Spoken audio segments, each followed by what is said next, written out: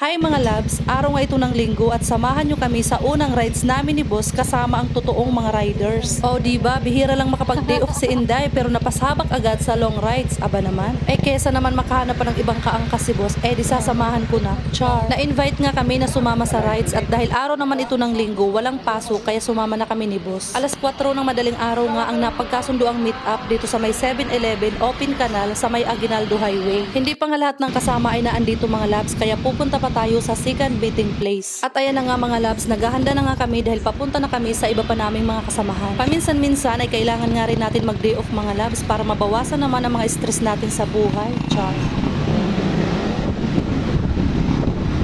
Hanggang pa lang video bukas at asal.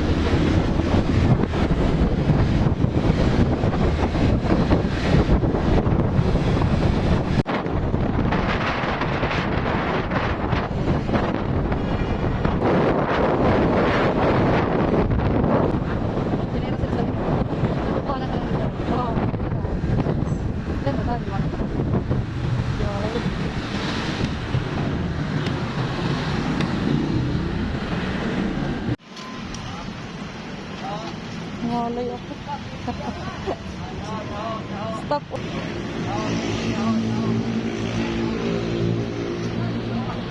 So ayan na nga mga labs, nakarating na kami sa second meeting place kung saan nag-aantay nga ang iba pa naming mga kasamahan. Nagpahinga nga lang kami ng konti at syempre pinakilala na rin kami sa iba pang mga riders. Ipinaliwanag nga rin pala nila kung paano nga ang magiging sistema ng biyahe namin since ang mga motor namin ay maliit kumpara sa mga motor talaga nila. Nakinig nga kami sa instruction nila mga labs at dahil guest nga kami ay kailangan naming sumunod. Papagitnaan nga daw kami mga labs kaya mauunang XR din kaming mga guest din XR uli sa may hulihan. At bago nga naming umpisahan mga labs ang mahaba-habang biyahe ay nag-alay nga muna kami ng panalangin. Kailangan natin ng proteksyon ng Panginoon mga labs na sana ay makarating tayo ng ligtas sa ating pupuntahan at syempre makauwi tayo ng ligtas sa ating pamilya. So ayan na nga mga labs, umpisa na nga ito ng mahaba-habang biyahe. Inaayos na nga dyan ni boss ang magiging formation namin sa kalsada dahil hindi nga kami pwedeng mahiwalay sa kanila. Bilib nga ako sa samahan nila mga labs dahil napakabait nga nila at supportive din sila sa katulad naming mga guest. Kaya ayan nga mga labs, pakinggan natin ang sasabihin nila.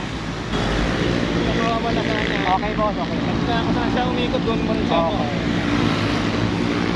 Kung mapaiwan ka ng kaunti, habulin mo ako. Okay. Pulling mo na. Okay. Para hindi tayo mapuputol. Okay.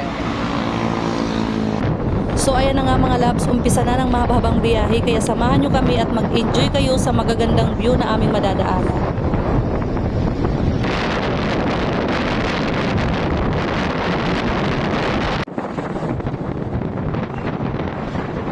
Tirik na ang araw dyan mga labs, sobrang init na nga kaya sira na ang beauty in Inday. Char. Ayan nga palang nauuna ang sinusundan namin. Makikita nyo nga na sumisinya siya kapag mag-o-overtake or may mga hams na madadaanan. Sobrang akong na-amaze sa sama nila mga labs. Siguro ay normal na to sa kanila pero sa katulad kong first time makaranas ng ganitong rides ay talagang napahanga ako.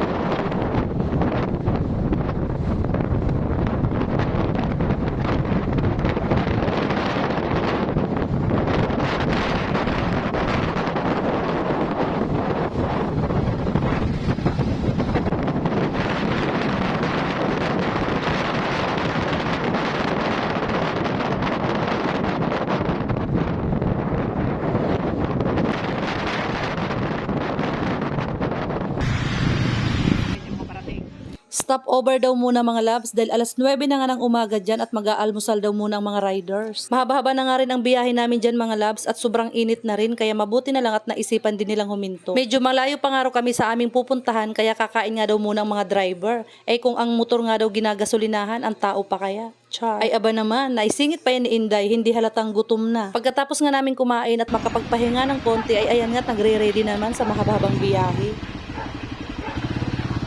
Ito ang mayor namin, oh. Astig.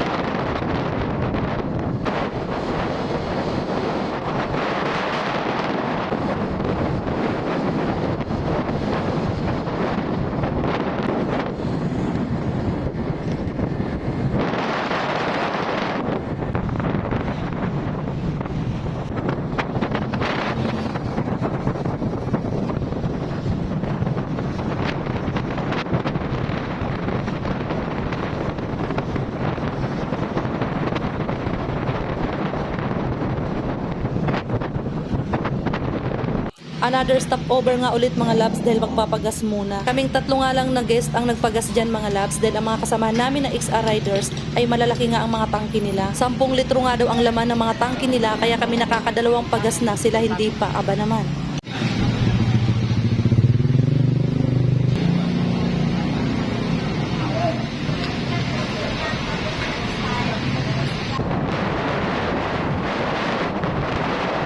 May dadaanan kaming magandang view dito mga labs kaya napahinto nga kami para makapag-picture-picture. Gilid nga lang ito ng highway mga labs papuntang Marilac, Infanta, Quezon. Hindi nga natin palalagpasin ang pagkakataon mga labs na makakuha ng magagandang view. Malayo pa nga raw kami sa Agus River na pupuntahan namin. Pero hindi pa nga kami nakakarating mga labs ay magaganda na ngang tanawin ang nadadaanan namin. Sa katunayan nga mga labs kahit tirik na tirik ang araw dyan, may mga lugar kaming nadadaanan na sobrang lamig. Siguro dahil napapagitnaan nga ito ng bundok at ang presko din ng hangin dito. Kaya ayan nga mga labs, kanya-kanya nga kaming kuha dyan ng picture, video para naman meron kaming remembrance sa aming long rides. At dahil sobrang haba na nga ng video ko dito mga labs, ay gagawan ko to ng part 2, yung pagkadating namin sa Agus River. Salamat sa panonood mga labs!